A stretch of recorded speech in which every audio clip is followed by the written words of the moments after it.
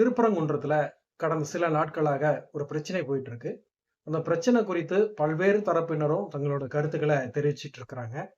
ஆளும் தரப்பு ஒரு பக்கமாகவும், எதிர்க்கட்சியை சேர்ந்த அதிமுக, பாஜக ஒரு பக்கமாகவும், மற்ற கட்சிகளான நாம் தமிழர், டிடிவி தினகரன் உள்ளிட்ட பல்வேரும் தங்களுடைய கருத்துக்கள தெரிவிச்சிருக்காங்க.